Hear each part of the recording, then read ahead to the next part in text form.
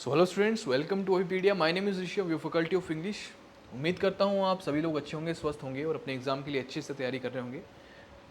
SSC CGL examination की notification आ चुकी है और देखा आपने वैकेंसीज काफ़ी ज़्यादा हैं इस बार, ठीक है। So make sure of it कि जो भी टाइम बचा है आपके पास में उसको बेस्ट यूटिलाइज करिए आप, एंड डेफिनेटली उस चीज़ को मेक श्योर करिए so that in future you will have that seat and you will be not in that phase where you have to regret that you couldn't put that much efforts which were required, right? So in order to avoid that, please start preparing from today onwards and till your selection, okay? आज का session काफ़ी important रहेगा। इसमें हम discuss करेंगे questions based on your cloze test. So questions जो भी रहेंगे 10 क्वेश्चंस रहेंगे इस क्लोज टेस्ट में। आपको इन क्वेश्चंस को खुद आंसर करना है और साथ में अपना स्कोर जो है उसको कमेंट बॉक्स में आप साथ में मेंशन भी करेंगे सो दैट आपको भी अपनी प्रिपरेशन का लेवल पता चलता रहे साथ साथ में। Before starting the session I would like to tell you about our course, जो कि फुल फ्लेजेड कोर्स रहेगा जिसमें कि आपको एसएससी सीजीएल एग्जामिनेशन के लिए, ठीक है, जो भी चीज़ें रिक्वायर्ड है इस कोर्स में डाली गई हैं, be that video lectures, be that PDFs, be that your current affair magazine या फिर टेस्ट सीरीज।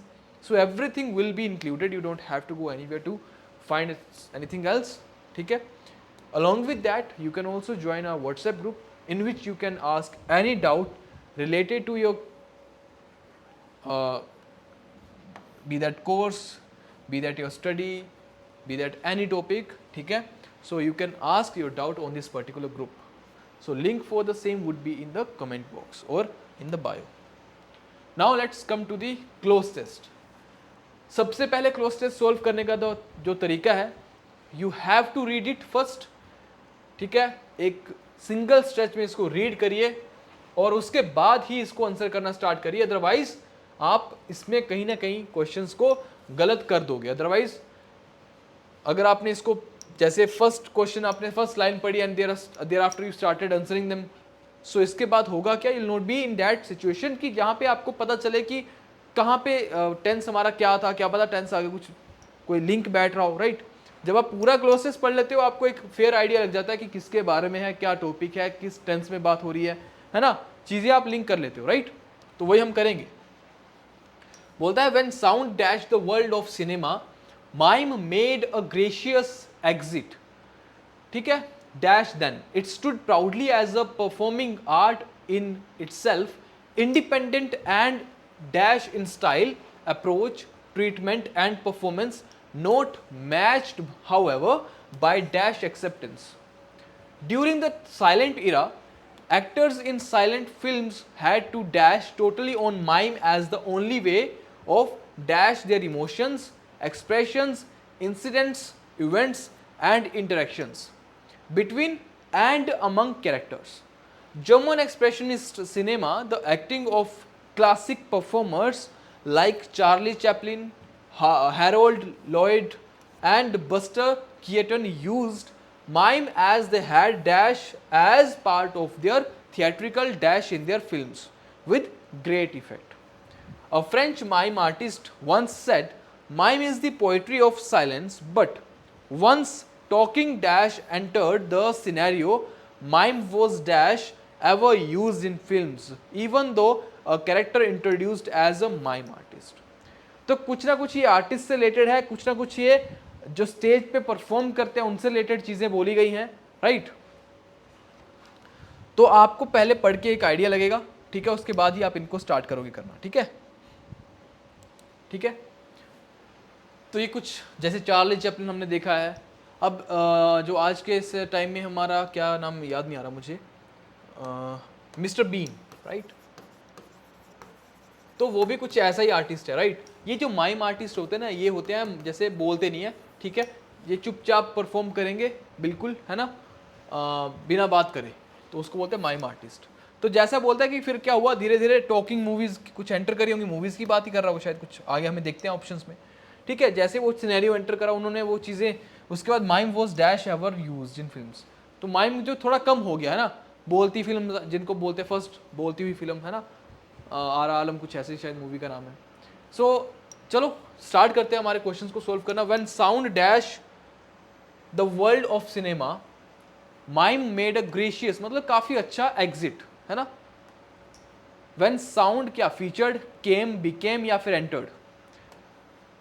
तो यहाँ पे देखो एग्जिट की बात करी जा रही है कि जब साउंड वाली हमारी सिनेरियो आया, जैसे बोलती हुई मूवीज आई है ना, उसके बाद when sound entered the world of cinema होगा, एंटर्ड ही होगा ना, यहाँ पे केम तो नहीं होगा, बिकेम नहीं होगा, फीचर्ड नहीं होगा, तो entered is going to be the right answer, option D.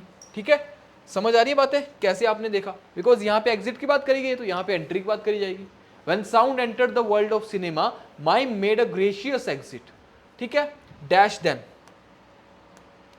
ठीक है, फर्स्ट का डी हो जाएगा। सेकंड का देखो, अंटिल, सो, bye, since.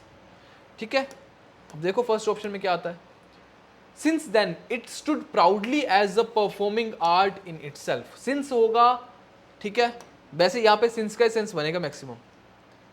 Okay, bye then, until then, एक मिनट यार कहां गया, ठीक है, अंटिल का मतलब टाइम को रिप्रेजेंट, तब तक, टिल देन, अंटिल का मतलब टिल देन तो नहीं होगा। सो, बाय, सबसे जो टाइम को यहां पे रिप्रेजेंट करेगा सिंस देन, तब से लेके, है ना, सिंस देन इट स्टूड, वो प्राउडली खड़ा रहा as a performing art in itself, independent and dash in style, approach, treatment and performance, not matched however by dash acceptance. Right, तो आगे देखते हैं सिंस देन के बाद क्या होगा।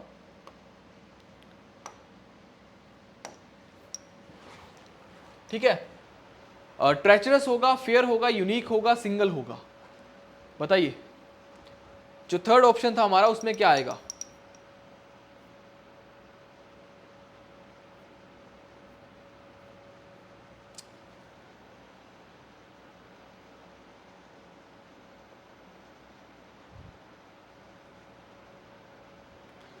थर्ड ऑप्शन में देखिए, and dash in style, approach, मतलब ये जो माइम आर्टिस्ट थे या जो माइम हमारा एक परफॉर्मेंस था, ठीक है, काइंड ऑफ एक आर्ट था, वो अपने आप में कैसा रहा होगा, फीचर तो नहीं रहा होगा, ठीक है, अपने स्टाइल में, अपनी अप्रोच में, ट्रीटमेंट में, परफॉर्मेंस में, अल्टीमेटली देखा जाए तो यूनिक ही सेंस यहाँ पे बैठेगा। ठीक है, ऑप्शन 3 देखिए जरा, ट्रेचरस तो होता है धोखेबाज, ठीक है, डिसलॉयल, तो ट्रेचरस तो अल्टीमेटली, फेयर मतलब ईमानदार रहा होगा, नहीं, यूनिक या सिंगल तो नहीं होगा, यूनिक भी नहीं होगा, ऑप्शन सी इसका राइट आंसर हो जाएगा, यूनिक। ठीक है, ऑप्शन सी ही इसका राइट आंसर है, अपने आप में काफी यूनिक था, राइट। ठीक है, unique in style, however by dash acceptance, by dash acceptance देखते हैं ऑप्शन नंबर 4, फोर्थ का ऑप्शन आंसर देखिए, find the appropriate word to fill blank for, अपने आप में क्या पॉपुलर था, कंक्लूजन तो सेंस नहीं बनेगा ना अपने आप में, कंक्लूजन जजमेंट भी नहीं बनेगा, ड्रामा नहीं, अपने आप में पॉपुलर था उस टाइम पे, ठीक है, पॉपुलर बाय देन, उस टाइम पे पॉपुलर था वो। ओके, ये फिर से क्या करा है मैंने यहाँ पे रख दिया, बिकॉज काफी पीछे जाना पड़ता है, अदरवाइज 10 क्वेश्चंस है। ठीक है, सो अगर यहाँ पे भी देखो आप ऑप्शन 4 को, पॉपुलर, ठीक है, फिट करके देखते हैं इसको, ये देखिए, हाउएवर बाय पॉपुलर एक्सेप्टेंस, ठीक है, नोट कंक्लूजन एक्सेप्टेंस बनेगा नहीं, right. During the silent era actors in silent films had to dash totally on mime as the only way of dash their emotions. Ultimately sense यहाँ पे कुछ ऐसा आ रहा है कि उनको जो एक्सप्रेस करने के लिए जो उनके पास इमोशन था, वो एक माइम, मतलब बिना बोले उनको एक्सप्रेस करना होता था, राइट। सो यही चीज को यहाँ पे देखते हैं कैसे आता है, अर्न, रिलाय, डेपिक्ट या फिर पोर्ट्रे, काफी अच्छे ऑप्शंस हैं, देखते हैं। ठीक है, during the silent era actors in silent films had to dash totally on mime, किसके ऊपर डिपेंड थे वो, सिर्फ रिलाय करते थे वो, है ना, टोटली, रिलाय का मतलब होता है डिपेंड, किसी के ऊपर, act upon, depend upon, right, depend, तो रिलाय करते थे किसके ऊपर, सिर्फ माइम के ऊपर, है ना, कि उनके उसी के थ्रू, उसी कैरेक्टर के थ्रू वो अपने इमोशंस को, अपने फीलिंग्स को एक्सप्रेस करेंगे, राइट। डिपिक्ट का मतलब होता है दिखाना, शो करना, पोर्ट्रे करना भी कुछ वैसे ही होगा, अर्न तो होगा नहीं, है ना, ऑप्शन बी ही इसका राइट आंसर जाएगा। ठीक है, 6th का देखते हैं, कंसिडरिंग, डिजाइनिंग, एक्सप्रेसिंग या फिर मेंशनिंग। ठीक है, कंसिडरिंग, डिजाइनिंग, एक्सप्रेसिंग या मेंशनिंग। देखो, films had to rely totally on mime as the only way of dash their emotions, dash their emotions मतलब एक्सप्रेस करने की बात हो रही है कुछ, हाँ, कंसिडरिंग तो नहीं होने वाला, expressing their emotions, right. Emotions को, फीलिंग्स को क्या किया जाता है, कंसिडर थोड़ी करते हैं, उनको एक्सप्रेस किया जाता है, right. So expressing their emotions, option C is going to be the right answer. Check कर लेते हैं इसको, 6 का ऑप्शन सी। 7 का देखते हैं, find the appropriate word to fill the blank 7, invested, learned, brought या फिर वर्कड। चेक करते हैं इसको। ओके, फिर बोलता है आगे 6 में तो आ गया हमारा expressing their emotions, expressions, incidents, events and interactions between and among characters. German expression is cinema, the acting of classic performers like Charlie Chaplin, Harold Lloyd and Buster Keaton used mime. They had dash as part of their theatrical dash in their films. So they had dash, क्या 7th का देखते हैं, they had learned, brought, worked या फिर invested। उन्होंने उस चीज़ को सीखा होगा ना, they had bought, खरीदी तो नहीं होगी, उसके लिए काम भी करा होगा, हो सकता है उसके लिए इन्वेस्ट थोड़ी करा होगा, दे हैड लर्नड। ठीक है, option B is going to be the most appropriate answer. ठीक है, ये देखो ऑप्शन बी ही लर्नड है ना, उन्होंने उस चीज को सीखा होगा, उस चीज के लिए उन्होंने काफी ज्यादा मेहनत करी होगी, राइट। दे हैड यहाँ पे लर्नड आ जाएगा 7th में। ठीक है, as part of their theatrical dash in their films, theatrical dash in their films, option number 8। Story, showings, distance या फिर एक्सपीरियंस। अब यहाँ पे जो सेंस आ रहा है, स्टोरी नहीं होगा, शोइंग नहीं होगा, डिस्टेंस नहीं होगा, experience is going to be the most appropriate answer. ठीक है, सामने दिख रहा है, इसमें क्या दिख रहा है, option D is going to be the right answer. 9th question के ऑप्शंस देखते हैं एक बार, माइम्स, वर्ल्ड्स, फिल्म्स या फिर टॉयज। चलो चेक करते हैं इसका। तो 8th में हो गया हमारा experience in their films. Theatrical क्या होगा इनके पास, एक्सपीरियंस ही होगा ना, राइट। फिर बोलता है a French mime artist once said mime is the poetry of silence but once talking films, है ना, वर्ल्ड्स नहीं होगा, टॉकिंग फिल्म्स एंटर्ड। उसने टॉयज भी लिखा है, टॉयज थोड़ी होगा यार। Talking films entered the scenario. Mime was dash ever used in films. ठीक है, ऑप्शन नंबर, क्वेश्चन नंबर 9 का जो होगा वो फिल्म्स होगा, ऑप्शन सी इसका राइट आंसर हो जाएगा, ऑप्शन सी। ठीक है, बात समझ आई। 10th का देख लेते हैं एक बार, find the appropriate word to fill the blank 10। For, hardly, thus and. ठीक है, फॉर, हार्डली, दस एंड। ठीक है, mine was, for, hardly, thus and. क्या फोर आएगा, क्या हार्डली आएगा, क्या दस आएगा या फिर एंड आएगा। माइम वॉज एंड तो नहीं आएगा, गलत। माइम वॉज दस एवर यूज्ड इन, नहीं। उसके बाद फोर नहीं, हार्डली मतलब उसके बाद हार्डली माइम को यूज करा गया। यार बोलती मूवीज आ गई, टॉकिंग मूवीज आ गई, उसके बाद क्यों यूज करेंगे माइम को, right. So mime was hardly ever used in films, even though a character introduced as a mime artist. ठीक है, कैरेक्टर को माइम आर्टिस्ट की तरह इंट्रोड्यूस करते थे, बट उसमें कुछ हार्डली माइम उसमें जो यूज होता था, राइट।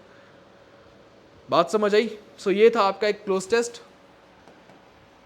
देख लेते हैं आगे है कि नहीं, इसमें 80 क्वेश्चन होंगे वैसे तो। ठीक है, सो यहाँ पे आ जाएगा ऑप्शन बी, हार्डली। ठीक है, option B is the right answer. Cloze test number 2 देखिए। ठीक है, ये तो हो गया क्लोज टेस्ट नंबर 1।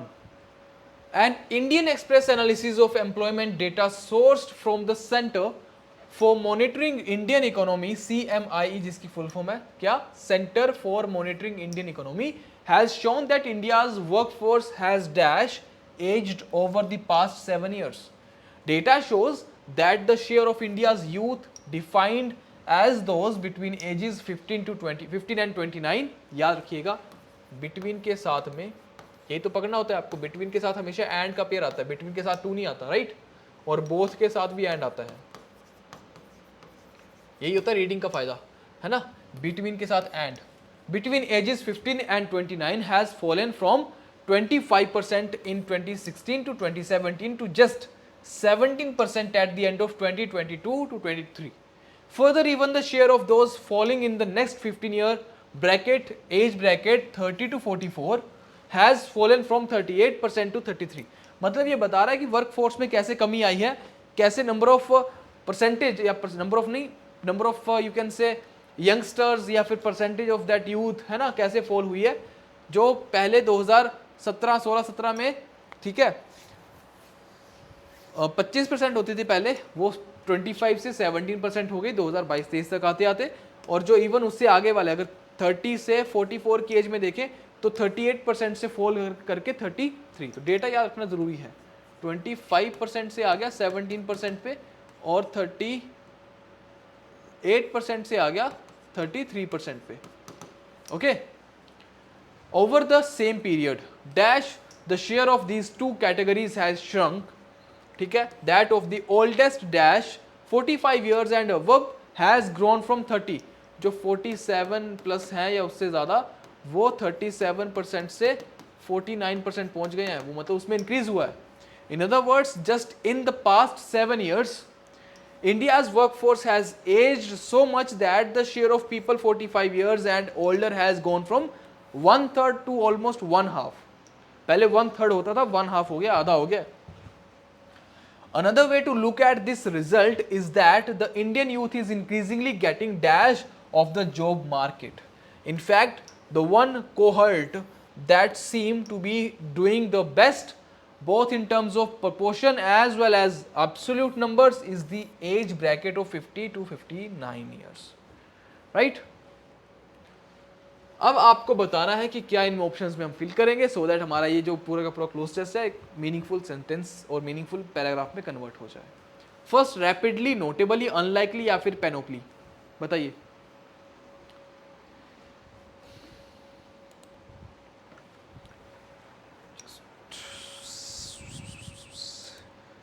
ठीक है, सो फर्स्ट का देखिए क्या होगा इसमें ऑप्शन में, रैपिडली, नोटेबली, अनलाइकली, पेनोपली। पेनोपली का मतलब क्या होता है? पेनोपली का मतलब होता है एक काइंड ऑफ कलेक्शन, ठीक है, एक काफ़ी अच्छी कलेक्शन जिसको बोलते हैं, दैट इज कॉल्ड पेनोपली। ठीक है, एक स्प्लेंडेड मतलब शानदार कलेक्शन है ना, दैट इज कॉल्ड पेनोपली। ठीक है, नोटेबली, अनलाइकली, रैपिडली। अब आप सेंस देखिए, मॉनिटरिंग दी, इस जो डेटा हमने देखा, मॉनिटर करा, इससे हमें पता चला कि इंडिया की जो वर्कफोर्स है दैट हैज़ रैपिडली एज्ड। हमने देखा ना कि पहले 1/3 थी, फिर वो 1/5 अपना हाफ हो गई, 1/2 है ना। सो रैपिडली इंक्रीज हुई है उसमें एज्ड जो ग्रुप ऑफ पीपल है उनका नंबर, है ना। So rapidly is going to be the right answer. Okay, option 2 देखिए, व्हेन, व्हाइल, लाइक और वेयर। ये इजी लग रहा है, देखिए अब सीधा सेकंड पे ये हैज फॉलन फ्रॉम 38 टू, ठीक है। When the share of, when तो नहीं आएगा, while the share of these two, जहां पे इन दो कैटेगरी का जो शेयर है वो कम हो रहा है, वहीं पे जो ओल्डेस्ट कैटेगरी है वो बढ़ रहा है उनका शेयर, राइट। तो यहां पे आ जाएगा while. Option B is going to be the right answer. ठीक है, ज्यादा टाइम लेंगे नहीं इस पे। फिर आता है रिप्रेजेंटेटिव इंसिडेंट कोहर्ट। कोहर्ट का मतलब क्या होता है? A group of people, a group with similar characteristics, that is called cohort. ठीक है, ग्रुप विद सिमिलर कैरेक्टरिस्टिक्स। तो यहां पे आपने एक चीज देखी, यहां पे नोट करा कि कोहर्ट वर्ड आगे भी, ये देखो कोहर्ट वर्ड आया है, तो इसीलिए बोलता हूं आपको रीड करना होता है फुल्ली एक बार क्लोज टेस्ट को, तो सो दैट वो लिंक बन जाए। तो यहाँ पे ओल्डेस्ट कोहर्ट आएगा। ओल्डेस्ट कोहर्ट का मतलब ग्रुप जो कि सिमिलर कैरेक्टरिस्टिक शेयर कर रहा है।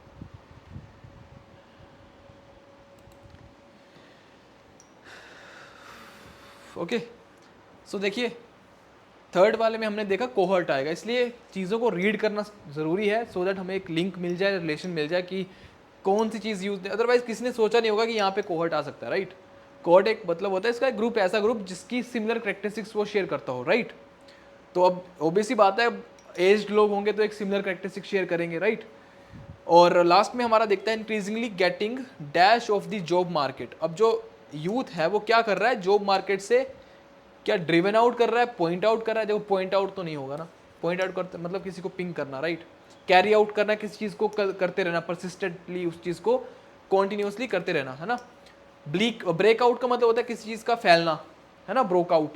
ड्रिवन आउट का मतलब होता है किसी चीज़ को लीव करना बाय फोर्स, है ना, लीव आइदर बाय फोर्स या मजबूरी में, राइट, बाय फोर्स या मजबूरी में।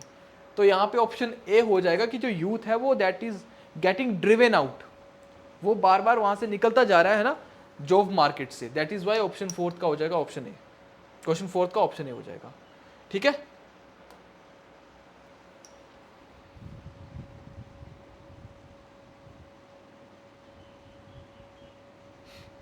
ओके, सो क्वेश्चन समझ आया आपको। सो मिलते हैं नेक्स्ट सेशन में, तब तक के लिए जय हिंद जय भारत। और जो भी हमने क्वेश्चंस करे हैं, ठीक है, क्लोजेस की जो प्रैक्टिस करिए आप, इसको कैरी ऑन करिए और खुद से क्वेश्चन सोल्व करिए, खुद से क्लोजेस सोल्व करिए, तभी आपको चीज़ें और ज़्यादा समझ आएंगी और अच्छे समझ आएंगी। ठीक है, आज के सेशन में इतना ही, तब तक मिलते हैं नेक्स्ट सेशन में, तब तक के लिए जय हिंद जय भारत।